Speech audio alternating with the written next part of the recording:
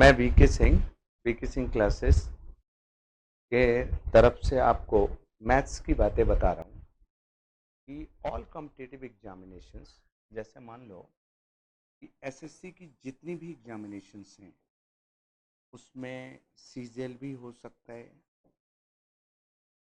सीजेल हो सकता है, उसमें सीपीओ हो सकते हैं, उसमें एलडीसीज हो सकते हैं, उसमें एमटीएस हो सकता है,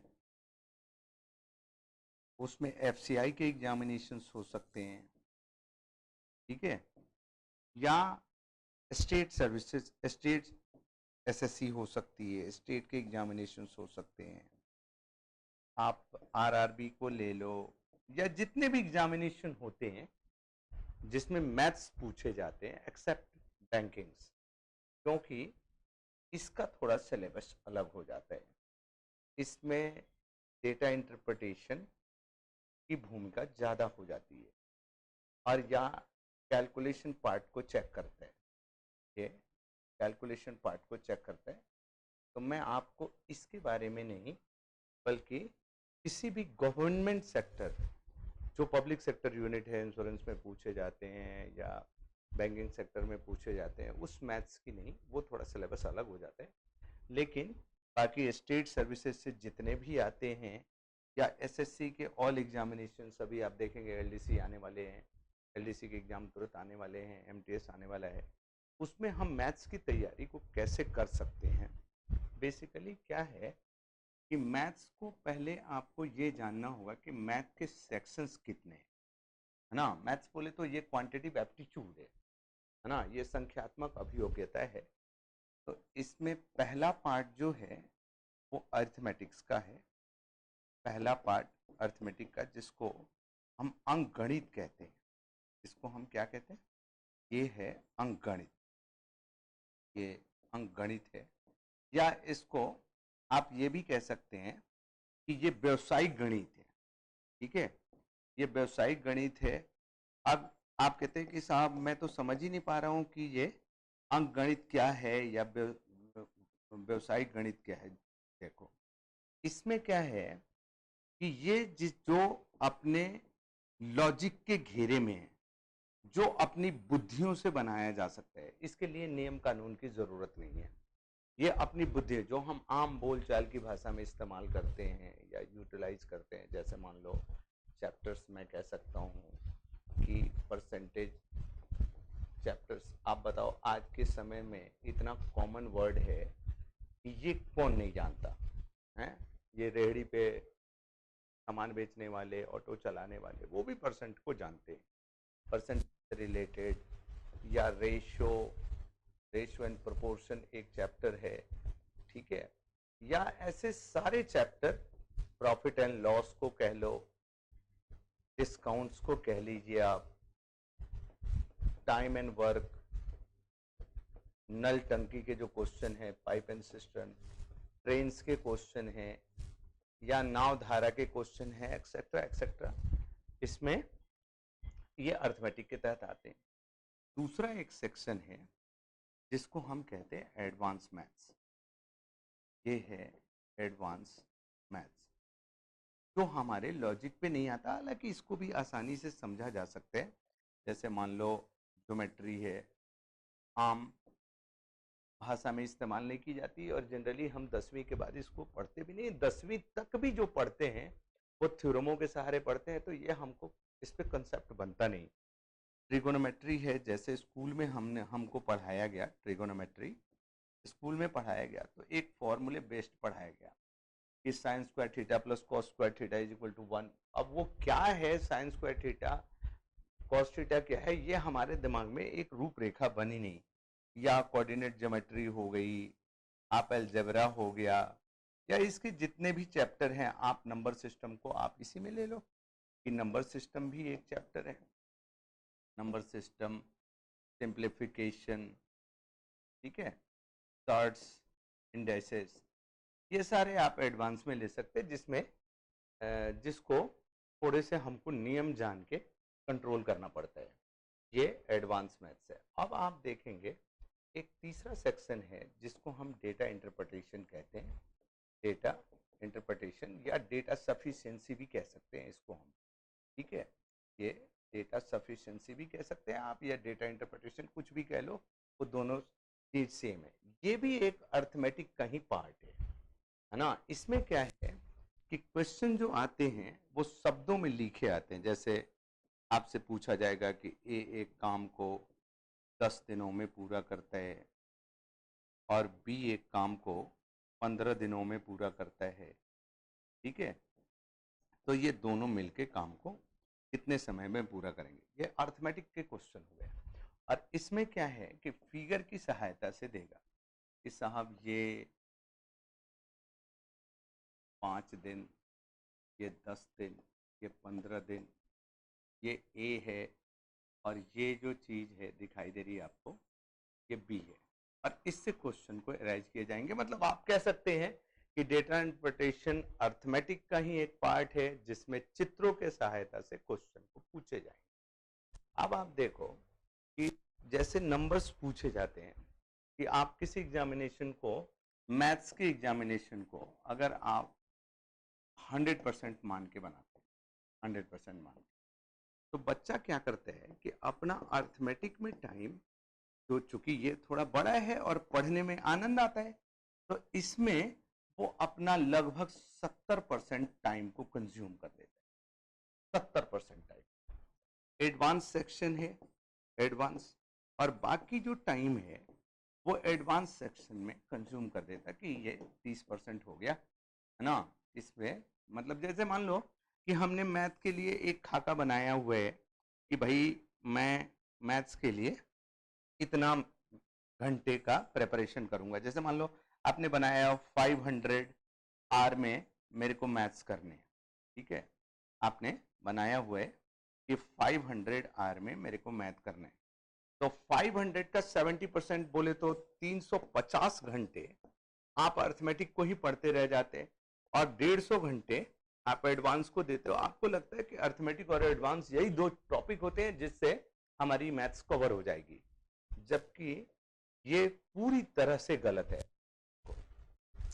कोई भी एग्जामिनेशन है, अगर आप नंबर के लिहाज से देखेंगे ना, तो नंबर के लिहाज से देखेंगे तो नंबर सिस्टम,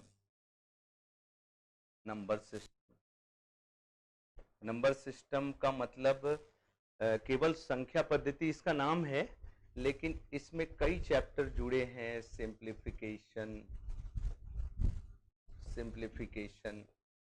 प्लस अर्ट्स, या ऐसे छोटी छोटी चीजें जो काफी हैं, ये लगभग 15% अकेले ही रोल को प्ले कर देते हैं।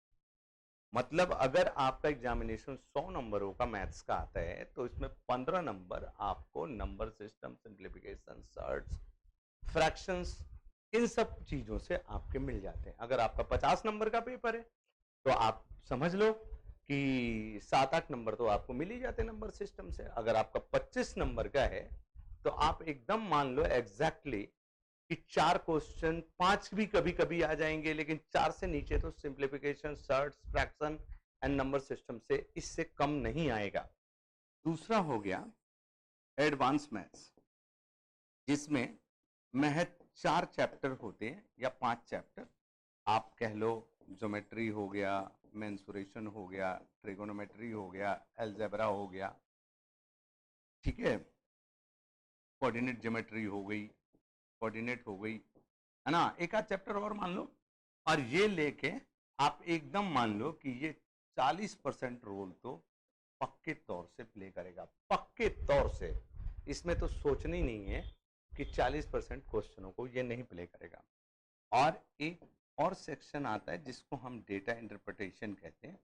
डेटा इंटरप्रिटेशन एकदम मान लीजिए पक्के तौर से कि 10% से तो इसका रोल कभी कम नहीं है ना। कभी कभी आप देखेंगे कि 25 नंबर के हमारे मैथ्स के पेपर हैं, उसमें आपको 5 DI आ गया, तो इसका मतलब है कि 25 में 5 आने का क्या मतलब है, आप खुद बताओ। 20% रोल प्ले कर दिया। लेकिन आप जनरली इसको 10 से तो कम नहीं मान सकते कि साहब 10% इस पे रोल देना है, इसको नंबर के हिसाब से हमारे लिए है। अब देखो आप कि और चौथा पार्ट हो गया अरिथमेटिक का, है ना। चौथा पार्ट आपका हो गया अर्थमेटिक का, जो ये 55-65 मतलब ये 35% ही रोल को प्ले करेगा, है ना, 35% ही रोल को प्ले करेगा।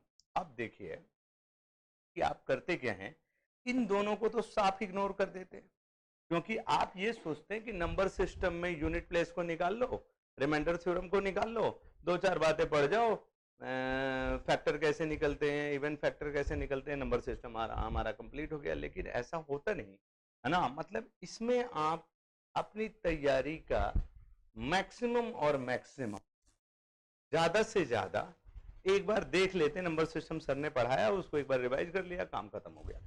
लेकिन आप देखो कि नंबर के लिहाज से ये 35% का रोल प्ले कर रहा, और ये एडवांस मैथ्स जो आपको दिखाई दे रहा वो 40% का कर रहा, डेटा इंटरप्रिटेशन 10% और अर्थमेटिक 35%। जबकि आप अपने टाइम का 70% टाइम जो है आपका टाइम, आप ऐसे मैनेजमेंट करते हैं कि टाइम का 70% इसमें दे दो और 30% इसमें दे दो। आपको ऐसा लगता है कि डीआई तो अर्थमेटिक का ही पार्ट है, तो जब डीआई अर्थमेटिक का पार्ट है तो मेरे को डीआई पढ़ने की जरूरत क्या है, आप थोड़ी सी देख लेते हैं और कहते हैं वो यार हो जाएगा।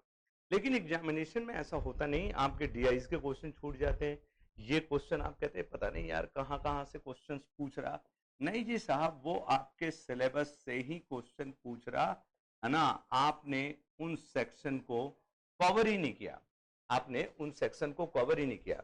लेकिन आप देखिए कि आप सीधे सीधे क्या करो कि अर्थमेटिक में आप इसको पढ़ाने में, अगर इसको अच्छे से पढ़ाया जाए तो ये 70 आवर्स तो लेंगे। एडवांस को अगर आप अच्छे से पढ़ाते हैं तो ये 50 घंटे पक्के तौर से लेगा।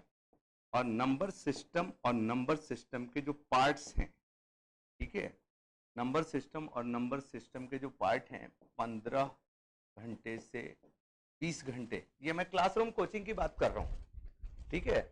अगर ये ऑनलाइन पे आएगा तो मान लो 20% और कम हो जाएगा इसका, इतना आपको देना ही देना होगा। और डीआईज में आप मान लो 5 आवर टू 10 आवर। अब इसकी रिवीजन में आपको इसके लिए 200 घंटे आपको देने चाहिए कम से कम, इसको लिए आपको 100 घंटे। ये टीचर का टाइम है कि मास्टर ने आपको बताया, और ये आपका टाइम है जो आप उसको रिवाइज कर रहे हैं।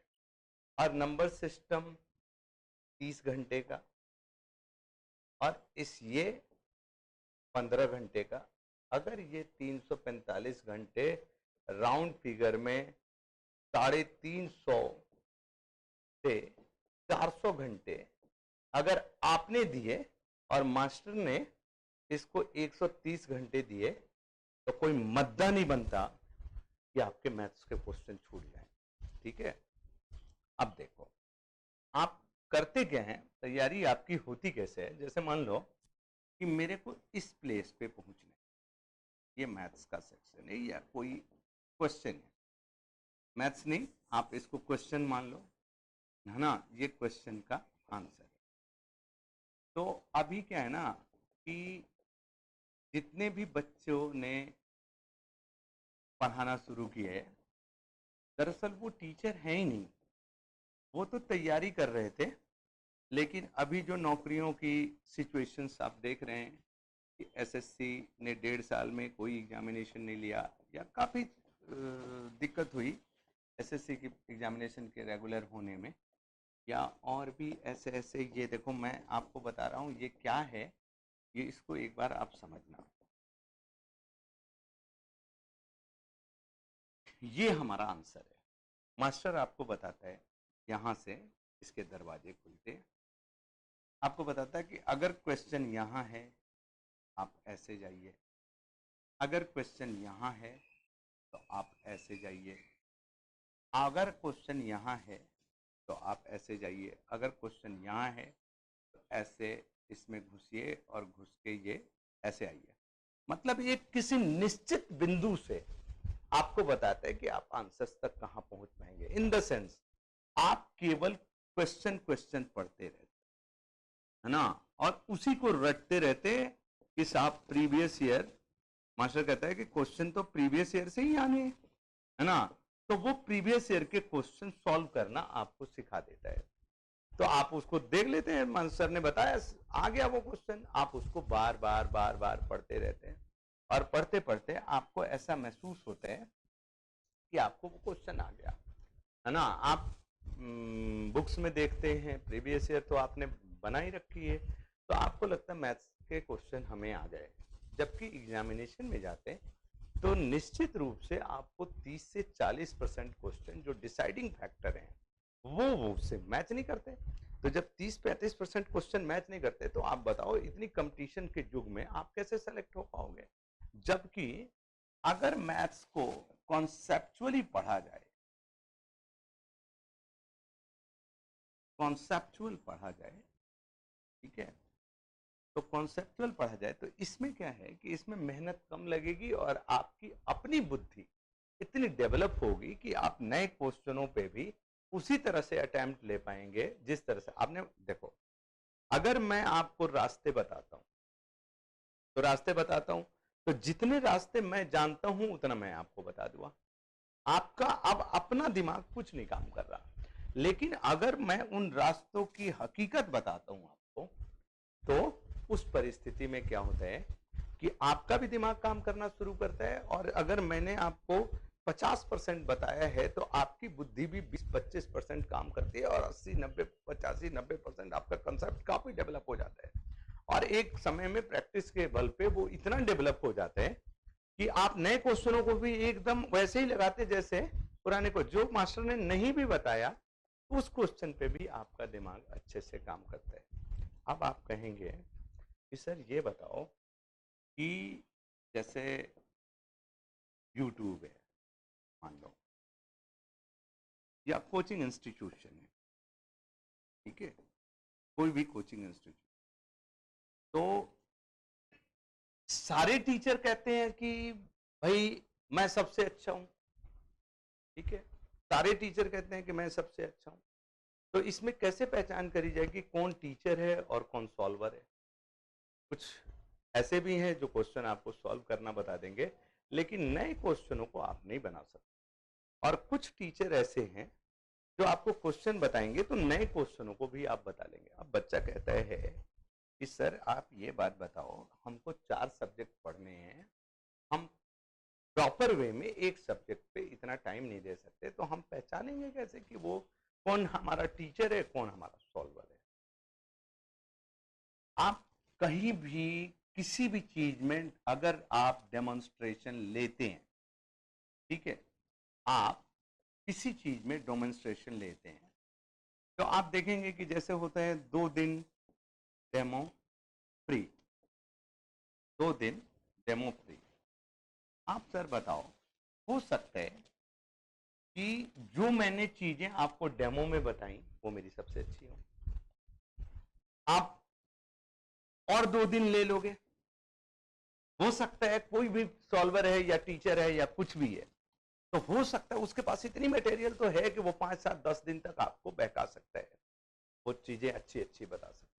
नहीं, डेमो लेने का तरीका है कि एक चैप्टर पे किसी एक इंडिविजुअल चैप्टर, पूरे चैप्टर्स को डेमो लिया जाए, पूरे चैप्टर्स को, और सर ने जो बताया हुआ है ना, सर ने जो बताया हुआ है वो चीजें आपको बिल्कुल अच्छे से याद समझ में आनी चाहिए, और उसको आप डिफरेंट क्वेश्चनों पे भी लगा के देखो, ठीक है, क्या वो लगता है कि नहीं, क्या वो आपको ऐसा महसूस होता है कि नहीं कि अब इस चैप्टर से क्वेश्चन को कितना भी घुमाया जाएगा तो मैं क्वेश्चन को पकड़ लूंगा। ये आपके मन में ऐसा लगना चाहिए कि साहब क्वेश्चन को आप चाहे जितना भी घुमा दो, ये क्वेश्चन मैं समझ चुका हूं और मैं इन क्वेश्चनों को बना सकता हूं। जैसे मान लो मैं आपको एक बात कहता हूं कि एक बहुत प्यारा सा क्वेश्चन है, मैं आपको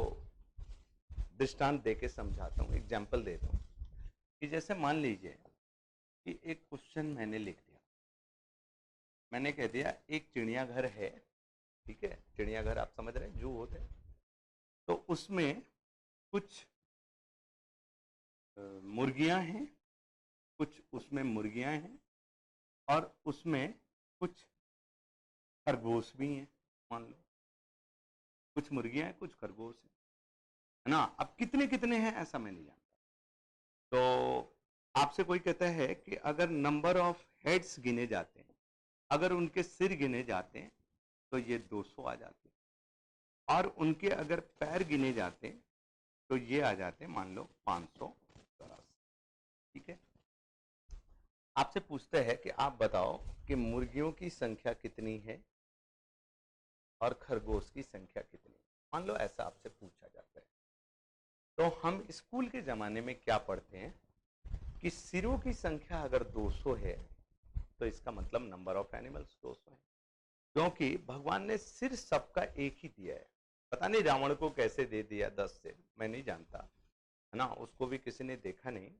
लेकिन जितनी भी लिविंग थिंग्स हैं, जितने भी जीवित प्राणी हैं, उनके सिर तो एक है। मोटा मोटी एक्सेप्शन हो सकता है एक आध किसी हर काम में होता है, लेकिन सिर तो एक होते हैं। तो अगर सिरों की संख्या 200 है तो इसका मतलब कि जानवरों की संख्या 200 होगी, मुर्गी और कबूतर मिला के 200 होंगे। स्कूल के जमाने में बताया जाता है कि ये x मान लो और टोटल 200 हैं, तो इसके 200 माइनस x मान लो। ये स्कूल का जमाने में बताया जाता है। अगर मैंने मुर्गियों की संख्या x मानी हुई है तो आप बताओ मुर्गियों के पैर कितने होते हैं? 2 होते हैं कि नहीं? मुर्गियों के पैर कितने होते हैं भैया, आप बताइए। आप बता सकते हैं कि मुर्गियों के पैर कितने होते हैं? कितने होते हैं मुर्गियों के पैर? 2 ही होते हैं। तो आप कहेंगे कि x अगर मुर्गियां हैं तो मैं x में 2 से गुना कर सकता हूँ, कर सकता हूँ। और एक बात बताओ, खरगोश की संख्या कितनी मानी आपने?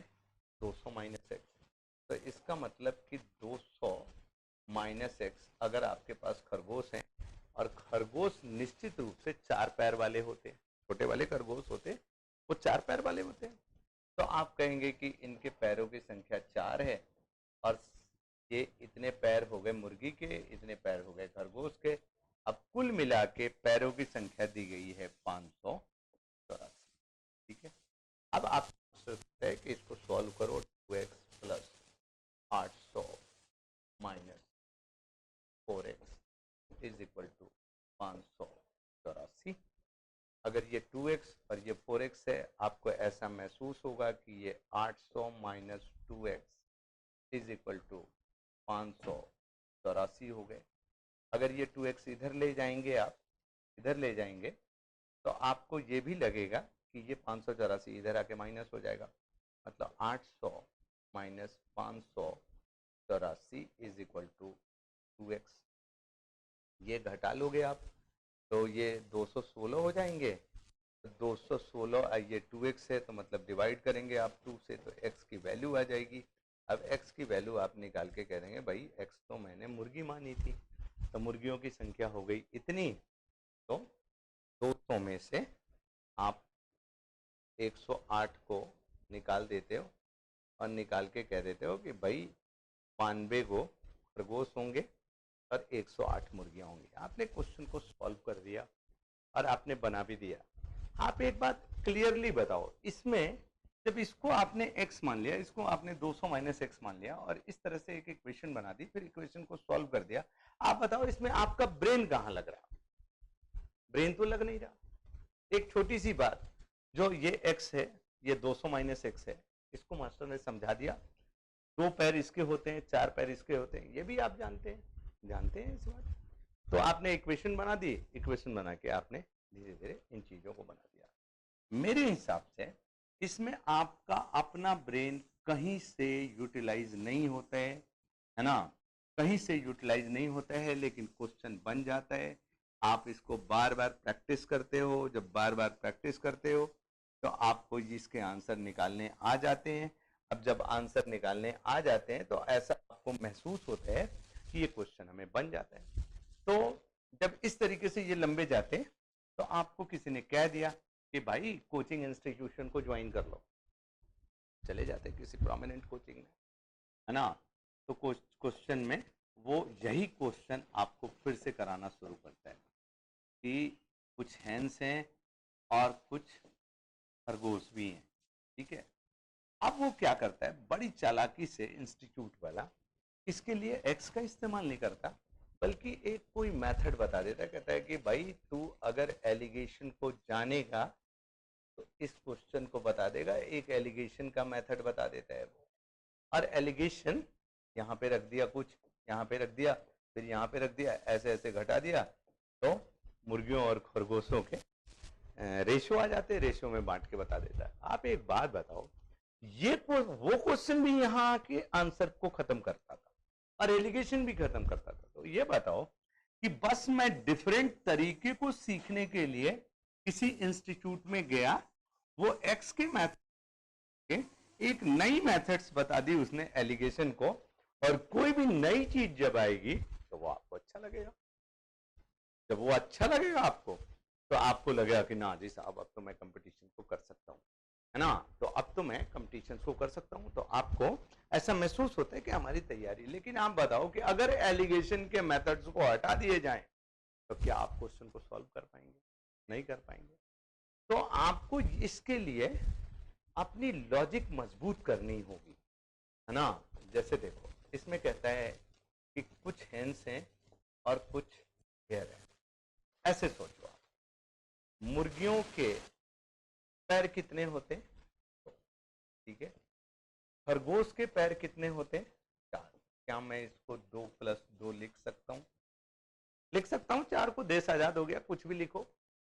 तो अगर मुर्गी और खरगोश दोनों के पैर 2-2 ही होते, अगर ऐसी ऊपर वाले की कृपा होती कि भाई जितने भी लोग जन्म रहे हैं उनको 2-2 पैर दो, तो आपके पास 200 जानवरों की संख्या है। ये देखो, नंबर ऑफ हेड्स 200 है, तो इसका मतलब जानवर भी 200 होंगे। तो 2-2 पैर अगर होते तो 200 जानवर में 2-2 पैर बोलो तो 400 पैर ही होते। अगर सबके 2-2 पैर होते, मुर्गी के भी 2 पैर, खरगोश के भी 2 पैर, आदमी के भी 2 पैर, हाथी के भी 2 पैर, खजूरे के भी 2 पैर, अगर भगवान ने सबको 2-2 पैर दिया होता, तो 200 अगर जानवर हैं, है ना, और 2-2 पैर ही मुर्गी और खरगोश दोनों के होते, तो आपको ये बातें कहनी पड़ती कि 200 जानवरों में 200 × 2 बोले तो 400 पैर होंगे। लेकिन पैरों की संख्या क्वेश्चन में तो 584 दी है। तो आप एक बार देखो कि पैरों की संख्या बढ़ कितनी रही है? 184। आप अब सोचो कि ये 184 क्यों बढ़ रहा है? क्योंकि खरगोश को भगवान ने 2 पैर अधिक दिए हैं। तो जितने 2 पैर अधिक वाले होंगे, इसी के चलते ये 184 पैर बढ़ा होगा। बढ़ा होगा कि नहीं? तो आप उन सभी जानवरों को 2-2 पैर एक्स्ट्रा दे दो, 2-2 पैर एक्स्ट्रा दे दो। उन सभी जानवरों को आप 2-2 पैर एक्स्ट्रा दे दो। ठीक है, इसको एक बार मिटा के 400 पैर आपने घटाए कि आपको 400 पैर होने चाहिए। तो जो 184 बच रहे हैं वो इसलिए बच रहे हैं क्योंकि खरगोशों के 2-2 पैर एक्स्ट्रा हैं। तो सारे खरगोशों को बुला के 2-2 पैर एक्स्ट्रा दे दो कि भाई भगवान ने तेरे को 2-2 पैर दिए हैं एक्स्ट्रा, तो तू एक्स्ट्रा ले जा। तो ये कितने लोगों को आप बांट पाएंगे? 92। तो इसका मतलब खरगोशों की संख्या बता 92 हुई कि नहीं हुई? हुई। तो अगर ये 92 हुई तो आप 200 में से 92 को घटाएंगे तो कितना होगा? 108। समझ पा रहे बात को? या तो आप इस लॉजिक को पकड़ सकते हैं, और ना तो लॉजिक तो बहुत है पकड़ने की, है ना। या तो आप इस लॉजिक को पकड़ लो, और ना तो आप और भी लॉजिक को पकड़ो। कई तरह से इस क्वेश्चनों को सोचो। मैं आपको, मान लो ये हेयर है, मान लो कि खरगोश के 4 पैर है, तो क्या मैं इसको, इस 2 को 4 - 2 लिख सकता हूं? लिख सकता हूं ना।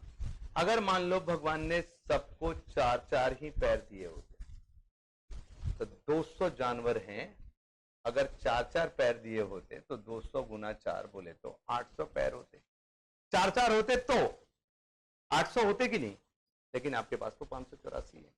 तो कमी कितनी हो गई? देखो कमी कितनी हो गई? 216 की। ये कमी क्यों हो गई? क्योंकि मुर्गियों को भगवान ने 2-2 पैर कम दिए। तो आप देखो कितने लोगों में कमी करनी चाहिए। ठीक है, कितने लोगों में कम ही करनी चाहिए। तो आप कहेंगे भाई 2-2 पैर कम करोगे तो इसका मतलब 108 लोगों में करनी चाहिए। तो मुर्गियों को करना है ना 2-2 कम, तो ये 108 हो गया, तो ये 200 में से 108 को घटा दो, हो गया, है ना।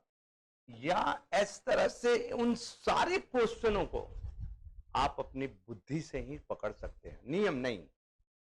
अगर कोई आपको नियम कहता है कि ये नियम है ना जी साहब, मैं नियम नहीं बताओ, है ना, हमको समझा दो। देखो क्या है ना कि नियम को किसी ने बनाया है, किसी स्कॉलर ने बनाया है, तो उसको आपका मन पकड़ने में आप उसको 5 बार रिवाइज करेंगे ना तब आपका मन पकड़ेगा। अगर वो समझ में आ जाएगा ना तो आप 2 बार रिवाइज करके उसको पकड़ सकते हो। तो बताओ 3 बार की चीजें बची कि नहीं बची? अगर आप 3 बार की चीजें बचा लेंगे तो वो अदर सब्जेक्ट पे टाइम देंगे आप, ठीक है। आप बच्चे को काफी लोड है, उसको मैथ्स पढ़ने हैं, उसको रीजनिंग पढ़ने हैं, उसको इंग्लिश पढ़ने हैं, उसको जीएस पढ़ने हैं, उसको जमाने के दूसरे काम भी करने हैं, मतलब उस पर काफी लोड है। और वो अभी बहुत 22, 23, 25, 17, 18, 19, 20, 21, 22, 23, 24, 25 ये कोई उम्र है और उस पर ये इतने लोड है उसके पास, है ना। तो जितना हम चीजों को समझ के पढ़ेंगे उतना ही आप अच्छा कर पाएंगे, उतना ही अच्छा कर पाएंगे। बच्चा कहता है कि अच्छा ये बताओ सर, ये भाषण देना तो बहुत आसान है लेकिन इस चीज को करना मुश्किल है।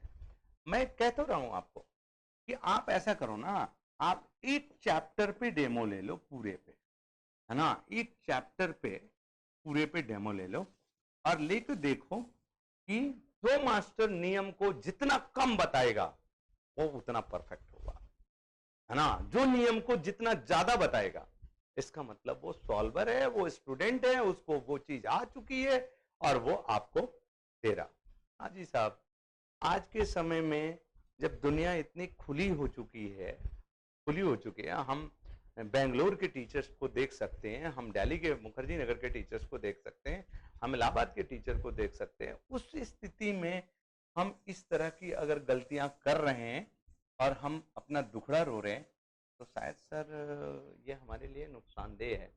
देखो एक बात मैं आपको बताता हूँ, 2 तरह के लोग हैं, पहले तरह के और दूसरे तरह के। एक पहले तरह के लोग हैं, इनके पास किसी तरह के बहानेबाजी नहीं, कोई बहाना नहीं, ये हो गया, वो हो गया, ऐसा हो गया। देखो एक लोग हैं, इनके पास पता नहीं कितने प्रॉब्लम्स हैं, है ना, इनको हमेशा प्रॉब्लम्स घेरे रहता है।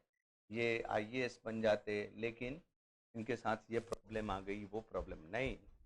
आपको अपनी बुद्धि को ठीक करना होगा और ये डिसीजन लेना होगा कि मेरे को किस मास्टर से, बता ही तो दिया, एक ही चीज पहचानने की है कि एक चैप्टर पे डेमो लिया जाए और जो मास्टर सबसे ज्यादा जो कम नियम बताएगा वो मेरे लिए परफेक्ट होगा, वो मेरे लिए परफेक्ट होगा। आप देखो कि सर आप मिलाएंगे कि एक मध्य प्रदेश में, एमपी में एक जिला है दतिया, ठीक है, एक जिला है दतिया, छोटा, सबसे मध्य प्रदेश का सबसे छोटा जिला। यहाँ एक छोटा सा गांव है जहाँ एक बाबा जी रहते हैं, ये भूत भविष्य सब कुछ जानते हैं। इनके पास आप जाएंगे तो भक्तों की भीड़ लगी रहती है, भीड़ लगी रहती है, ये आए हैं, इनको ये प्रॉब्लम है, इनको ये प्रॉब्लम है, इनको ये प्रॉब्लम है। 100 रुपए की पर्ची कटवाओ, एक दिन वेट करो, 500 रुपए की पर्ची कटवाओ, 8 घंटे वेट करो, 1100 रुपए की पर्ची कटवाओ, इतने देर वेट करो, 7200 की पर्ची कटवाओ, डायरेक्ट सर मुलाकात हो जाएगी बाबा जी से। बाबा जी क्या करते हैं कि आपको देख के ही आपके मन में क्या चल रहा है ये बता देते हैं। अगर जब इनकी पड़ताल की गई रिपोर्टरों के द्वारा तो पता लगा कि ये एक कॉमन चीजों को बोल रहे हैं, है ना। और काफी लोग कह रहे हैं यार ये तो मैंने सोचा ही नहीं था। तो बाबा जी बात को घुमा रहे हैं। तो जब पत्रकार ने पूछा कि भाई अगर ये बात गलत है तो इनकी इतनी पॉपुलैरिटी कैसे है, तो यूट्यूब पे वीडियो डले, वहां से हम देख के चले आते हैं, है ना। तो कभी कभी ऐसा है ना कि पीतल को भी इतनी एडवर्टीजमेंट कर दी जाती कि वो हमें सोने से प्रतीत होती है। हम उसको पहचान कैसे सकते हैं? हम एक चैप्टर्स के डेमो लें, पूरी फुल चैप्टर्स के डेमो लें और उसको हम किसी भी किताबों से बना के देखें, उसके कंसेप्ट हमें मिल रहे हैं या नहीं मिल रहे हैं, और ऐसा मेरे मन में लग रहा कि नहीं लग रहा कि अब मेरे ये चैप्टर्स मजबूत हो चुके हैं, मैं कोई भी क्वेश्चन अगर आएगा तो मैं इन क्वेश्चनों को बना दूंगा, है ना। अगर आपको ऐसा महसूस होता है, इसका मतलब है वो आदमी आपको पढ़ा सकता है और आपको आगे की गाइडलाइंस दे सकता है। Thank you ji.